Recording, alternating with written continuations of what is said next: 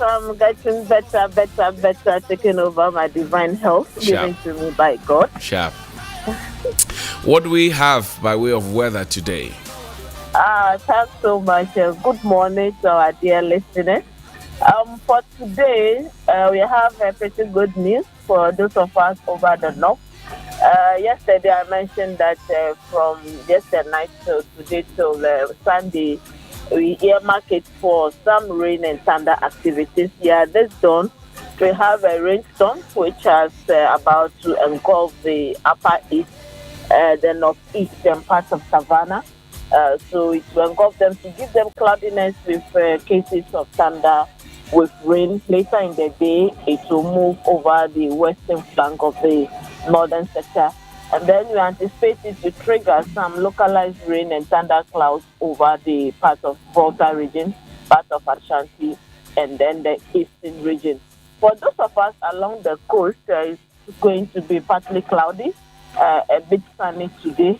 And then later in the day, we'll have some low clouds drifting in with the possibility of some isolated cases of rain and thunder. But the area we are looking at is slightly north of the coastline and then parts of the western region, those around Aksin and Takrady. Felicity, thank you very much indeed for your time. It's going to be bright and sunny. We're happy. Thank you too. Enjoy the day. You too.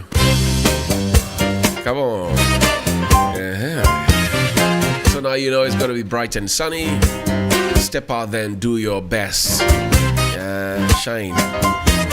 The corner where you are will be brightened today. No darling. You have to look sharp. If not, sharp will look you. You understand?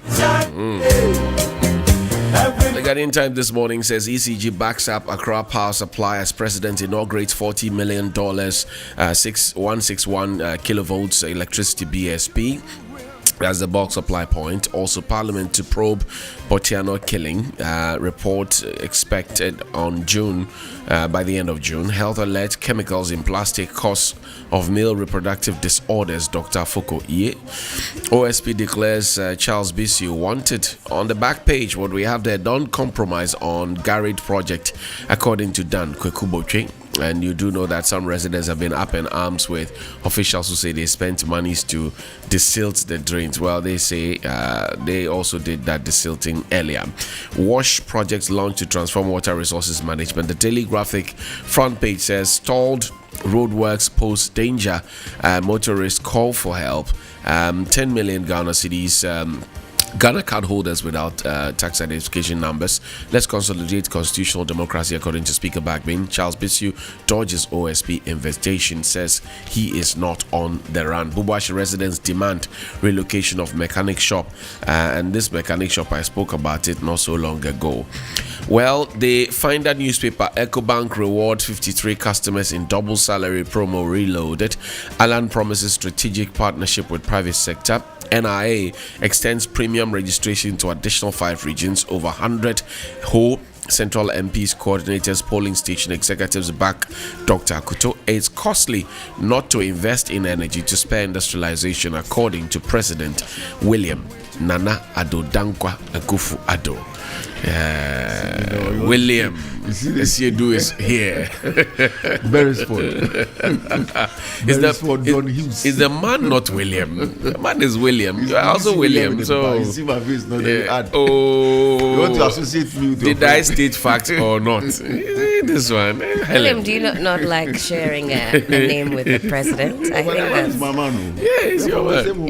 Yes. William. People like naming yourselves William. Now we say William. Willie.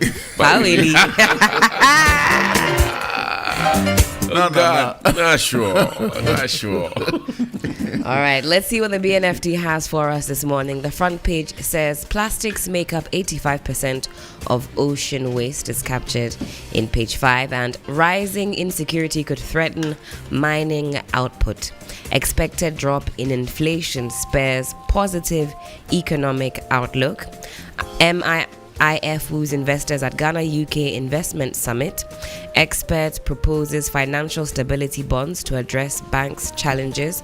On the back page, Norpalm distributes crude palm oil to 21 institutions. ORC issues ultimatum to professional bodies. Okay, so we're done there. We do have the daily guide. Daily guide this Right. morning. Leave Dumso to Mahama. Nana teases. Special prosecutor chases Bisu over seized gold, excavators, and cars. MP calls for probe into Botiano killings, and Opuni appeal hearing today. Cocoa price up 15.2%. On the back page of the daily guide this morning, GFA Lords Betways contributions for women's league development. That's it for daily guide. That's it. You can't transfer your vote in a by-election. That's according to the EC, something that just caught my attention. But let's take a look at the Charles Bisu story in the Daily Graphic as written by Chris Nunu. He says, former secretary to the Interministerial Committee on Illegal Mining, IMCIM, Charles Bisu has been declared wanted by the Office of the Special Prosecutor after failing to respond to an earlier invitation. The invitation was in relation to an ongoing investigation into suspected corruption on the part of the dissolved IMCIM. The OSP regarded Mr. Bisu's failure to honor the invitation as a significant obstruction to the investigation, hence decision to declare him wanted. It will be recalled that Mr. Bisu recently filed a writ at the High Court in Accra to stop the OSP from prosecuting him. But the man yesterday spoke to us. He said he is not on the run. He's not on the run. And Well, then why didn't he avail himself to the Office of the Special But the understanding I get is that he said he wasn't well. He asked his lawyer to indicate same to the OSP, but the OSP still wanted him to appear, and of course because of ill health, he said he couldn't do. But I'm looking at how that pairs with this, the suit at the High Court to stop the OSP from prosecuting him. It's quite interesting, is it not? I think it's very interesting. But like he has indicated, he says he's not on the run. He's not a fugitive. He's in the jurisdiction. He has nowhere to go. What I've also seen on the sidelines, commentary from others, is that they think some people are of the opinion, that the OSP is using draconian tactics, and that is. What has been some of the commentary. This story was on 3news.com, and I'm trying to recall exactly who said Orashia Ubeti. Professor Rasmus Jampo. Yes, so that's some of the commentary that's been going on. But this is a very serious job the Office of the OSP is embarking on. I don't know how to really situate it in my mind. Is it draconian to put a picture out and declare one wanted? Well, if you've invited them and they're not availing themselves, what are the next steps? Because from what Charles Bisu said as well, that once you are invited to the police station in our society, you are already deemed a criminal and all of that. But that's really on the societal side of things. It will be good to know really what are some of the regulations, if you will. What are some of the procedures? Are there any, or is the OSP fully flexible to carry out their mandates in a manner that they see fit? Well, so Mr. Bisu himself has a law background, so I'm sure he understands these things, and that if you are given an invitation and then you fail to honor this invitation, the next point will be an arrest, or you may be declared, wanted as it were. But this is a bit of a background captured in the Daily Graphic. In December 2022, Mr. Bisu initiated legal proceedings by issuing a writ of summons and statement of claim against the OSP and two others after the OSP had announced the conclusion of investigations into corruption allegations made by Tiger IPI and Anas against him. However, in January this year, he amended the writ and filed an injunction to restrain the OSP from further investigating and prosecuting him. Mr. Bisu has two separate cases before the OSP. The first one relates to Anas's documentary on Galamsey titled Galamsey Fraud Part 1, while the second involves the ongoing investigations into the activities of and expenditure of the IMCIM. So we do know the back and forth. But again, somebody raised the question that Mr. Kisie Jabin, who is the special prosecutor, may be conflicted in the matter of Charles Bisu. especially in the first case, which has been mentioned by the Daily Graphic here, which is investigated, because Mr. Kesija been and his law firm for a very long time were the solicitors and barristers for Anas Aremeya Anas's Tiger IPI, along with lawyer Samidak, who also works at the office of the special prosecutor. So people have said that, well, because he may be conflicted in this matter, he perhaps would have to recuse himself and let his deputy be on this particular issue regarding something that he had been involved in the past. I don't know where the lawyers will put this, but that's at press time yesterday, Charles Bisu had said that he was going to honor the invitation. That's the latest. He said he was, yes, he was going to honor the invitation to offer him the opportunity to redeem himself of the allegations that have been leveled against him.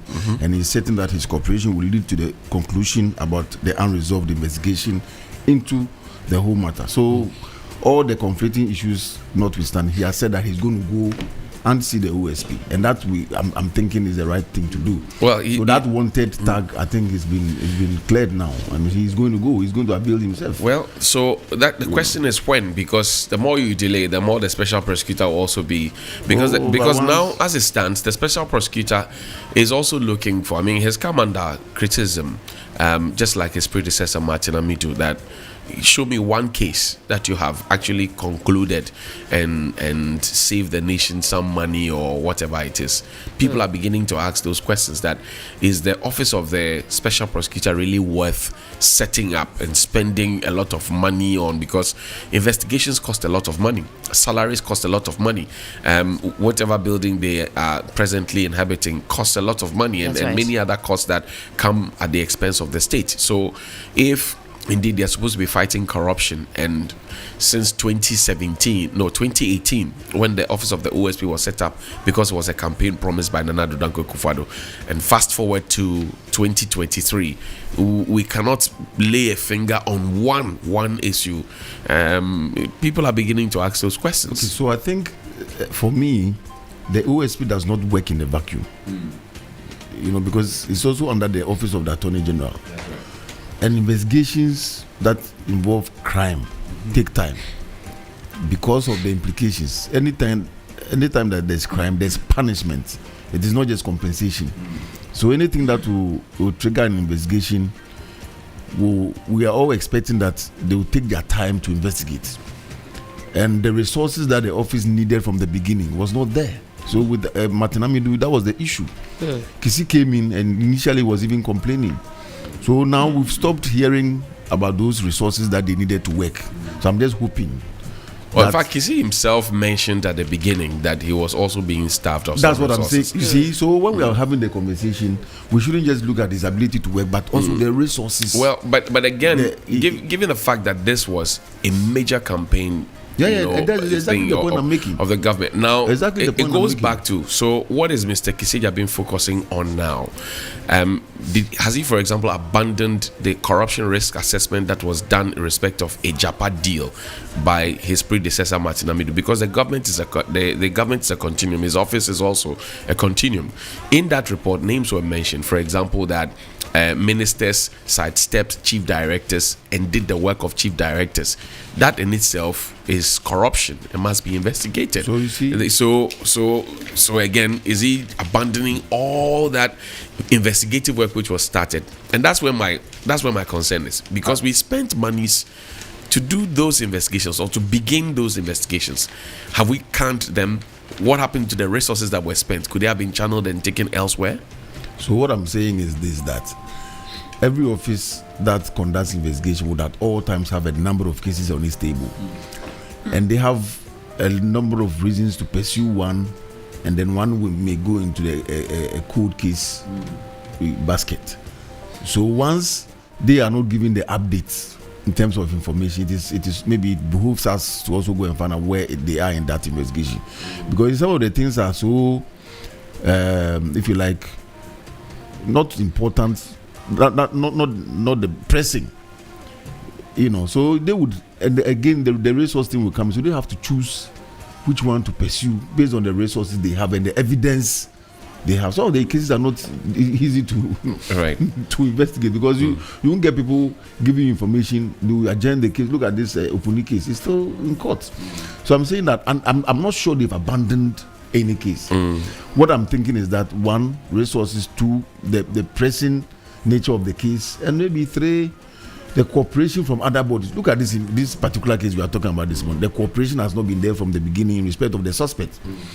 You know, because Professor Frimpong went, they invited him, he went. But this man has been, you know, on and off. It was just yesterday that he said he was going to avail himself. And if the person doesn't come forward, you know, it will stall the investigation for a while. I just wish that because it will not look good on the government of the day if the 8-year term is finished and the OSP has not been, because that was the what was sold to Ghanaians, that we are bringing on the office of the special prosecutor to fight corruption head on, use the ANAS principle, put people behind bars, retrieve monies that have been spent, and all of that. If you look at the Auditor General's report, right from 2017, 2018, 19, 20, 21, 22, we're yet to go into 23. If you look at the Auditor General's, look at the losses and corruption-related expenditure in terms of procurement, in terms of excess payment and all of those things, that procurement and all that can be accounted for. I mean, this should be matters. I like the way you're talking. See, this should be the matters that should be of interest. The little experience I have is that the law and the way it operates is like an emergency ward in a hospital. When there's an accident and they take you stop the bleeding victims to the emergency ward, those of us sitting around, when we see the man with a big gash, big cut, bleeding, we expect that the doctors will attend to him first. The man who is sitting there with no cuts and doing we think he's okay, but when the doctors come, they will pick the one without the cuts first, because they know what they are doing. Because as you are saying, you have seen some cases that they should deal with that. I'm just saying, it's not me, William. No, I'm just saying, I get your point, but so I'm also saying just saying that the chief, how do you call it, the OSP has expressed a lot of goodwill in terms of his intention to work. And so far as I'm speaking now, I have seen that he wants to work. We don't want intention to work, William. No, I'm saying he has expressed the goodwill. Yeah, exactly. But the action is what is. So William, for example, when he arrested Frimpong, people had issues. William, no, I didn't have an issue with his arrest. People. Right. Then he has declared this man wanted. That's actually enough. But you see, these are matters that you are now getting to investigate. In the Auditor General's report, the Auditor General has actually done 50%, maybe more of the work already. But has done auditing, conferencing with the people, has gotten their, shall I take testimonies or statements, whatever it is already. Yes. So you are now not going to reinvent the wheel. Hey, you may just hold on. You may just ask for clarification in certain matters, but where some of the institutions have already even started making payments in respect of monies that they weren't supposed to have expended that they did, or monies that were allocated for purpose A and they used that for purpose B. What are you going to start investigating all over again? I'm saying again that there's auditing or audit investigation and there's criminal investigation. Right. You understand what I'm saying? So if the auditor has come to give him a certain report, right, he will now switch on his criminal investigative. So switch it on. I'm saying that William. No, I'm not holding. I'm just telling you what I know. Who has been held for 2017 Auditor General's report? Who has been held for 2018, 2019, 2020? 2021, 2022. Oh, that one we held 12 billion. We had 12 billion. Salary irregularities, procurement irregularities, before that we had 5.3 billion. Before that we had 4 point something. Who has been held? One person. Show me one person. That's all I'm asking. One single person. That's a system failure, because one person. The Public Accounts Committee of Parliament always sits, Johnny. They sit and you see when you hear some of the losses. Recently, when Honorable Afeji, is it? Aveji. James Klushi yes. Aveji. He was even ordering for the arrest of some of the people. But when it gets there, then the investigations will begin. Then the snail pace will happen. I mean, I don't think there's any deterrence for people. Exactly. That one is because if you the office of the special prosecutor can invite you and you can dilly dally, it just means that people know ultimately. I'm happy that he issued an arrest Yes. warrant for him. You declared him wanted. Yes. His Twitter was all over And the I hope place. that continues, because there Yes, is a yes, very yes. lackadaisical attitude towards these sorts of things. Officer of the special prosecutor will call you, I'm not feeling too fine. You know what I'm saying? There's no sense of urgency, because there's no precedent there. There's no I don't think people are worried that they'll ever really be in trouble. There's no real deterrence that I see. And that's the politics that we should all speak against.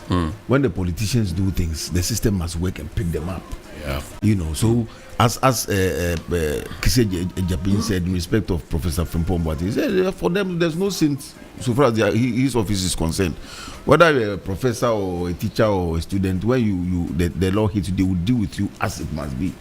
And hearing Mr. Martin Kpebu and others who are very much deep into the law, they are saying that the way the man was picked up and the way things went, it was within the law. And well, the lawyers are divided. Ikweotu said it was bizarre. Well, Martin Kpebu says there was nothing wrong. Exactly. So at the end of the day, that's how the discussions will go. But is he doing the work? Is he getting the resources to do the work? Is he showing a lot of goodwill to do the work? These are questions that we all seek answers every day because of the history of that office. You know, and it is sad that all the three individuals who came up with their heads up to fight corruption, this government could not hold them. We are talking about people like Professor Frimpong with this mining thing, and then Matinamidu with the corruption thing, and Domlevu with the auditing thing. These are individuals who have come out clearly that they want to fight corruption. They want to help you to fight, as you said, with or without the announced principle, and you didn't support them, and that's why we have doubts. Well, 10 million Ghana card holders without tax identification numbers. A story by Emilia Enin Abe. The Ghana Revenue Authority has found out that more than 10 million Ghana card holders whose information has been migrated to its system are not registered as taxpayers out of the 15.99 million Ghanaians. Ghana card records migrated from the National Identification Authority database onto the GRA database. The tax authority has been able to link 3.8 million of its existing 5.74 million 10 numbers to the Ghana card as taxpayers. This leaves a gap of 2.66 million existing taxpayers who could not be linked with their Ghana card information. The Commissioner General of the GRA, Reverend Dr. Mishata Uswa-Moa, told Daily Graphic that the authority had an existing TIN record of more than 5.74 million, but only 3.08 million could be matched with that. Well, this is not too cool, especially when we're trying to widen the tax. But I'm wondering how this happened, because before you get a Ghana card, you're supposed to have a tax identification number. You're supposed to show that, right? So how did people get through to get their Ghana card without a tax identification number? I find it strange. I find it very, very strange, because on your form that you fill for the Ghana card, you're supposed to have a tax identification number, and then you indicate which other ID cards you also have. If it's a passport you're using, in fact, you need a tax identification number to get a passport. But that was a recent development, this tax identification number, and the fact that you have it before we get all those, because people had passports. Yeah, but then they didn't have tax identification. But the point, I'm talking about the Ghana card. The tax identification number is a prerequisite. Well, maybe for the Ghana card. Maybe the officers just looked at the passports and the birth certificates and went ahead to. Because I don't think a lot of Ghanaians have tax identification numbers. But why? But once that they've seen the gap, they have to take steps to mop up. And these are some of the benefits of digitization. If we digitize biometric things, I will catch all those who are trying to avoid the system. But this thing, I don't think that all those who have Ghana cards, they were required to give their. I don't know for a fact. I don't remember the details of the form. But looking at how we do our things, with or without it, boys can still fill the form. Boys will be boys. Boys will be boys. Well, the Ghanaian Times this morning also talks about ECG backing up power. Accra Power Supplies president inaugurates $40 million 161 kilovolts electricity bulk supply point. This happened yesterday, and the president had to do that. The inauguration of the 161 kV BSP brings to 4 the number of BSP constructed over the last 18 months, coming after the Pokwasi Kaswa and Kumasi Kintampo Bolgatanga 330 kilovolts transmission lines at Awomaso in the Ashanti region. It was funded with a 40 million grant from the Japanese government and had a joint venture of Mitsubishi Corporation, Hitachi Plant Construction Limited, Yoti Company, and the main contractor with the joint venture of the Yachiyo Electrical Engineering Limited and West Japan Engineering Consultants as the project consultants. So where are the Ghanaians in all of this? You don't have money, you want to go. It's a grant from Japan, so they throw their consultants in there. It's always the local content. So, but Johnny, you see, I have always said that if a government concentrates on these three things, electricity, water, and roads, it will touch all the other sides of the economy, because that's what the West did. That's what they did. They touched on yes, road, electricity, because electricity, for instance, power is the blood that runs through the veins of all economies. So if at this stage we are still driving on dirt roads, we still don't have power supply, we don't have water, even the hospitals that we are building, they are going to suffer. So it's a good thing that we're trying to improve some of this. You travel to the UK, US, and the internet subscription and the power supply is constant. Everywhere you are, where I live, sometimes the internet you won't get unless midnight. And somebody would have to climb a tree before they make calls. These are things that we should concentrate on and get done so that the economy can move. I mean, I go to Pokwasi and sometimes one SIM or the other does not work. That's right. You have to stand in a particular place. I ask myself, what's going on? What if that's my only SIM? So when they are manufacturing those equipment for telecom services, do they manufacture some for Africa and some for the West? Because they assume that we are all on the same level. No, but why is it that when I go to the UK and my internet is so good everywhere I go, but when I come to Ghana, as soon as I leave the central some places you go, but so the line is bad, the network is bad. Can you reposition yourself? The line is bad. Some parts of this country don't have electricity. 66 years on, water supply the same, dirt road, rough road, as we call it, potholes. So if we don't have, that's what I'm saying, that within the next 50 years, are we going to be able to solve this problem? I don't think so. We are not determined. We are just having to deal with this doomsaw, no water. The president said we left that for John Mahama. The doomsaw era, we left that for John Mahama. So we're not going to have doomsaw again. But there are some people who are always in darkness because they don't even have the electricity at all.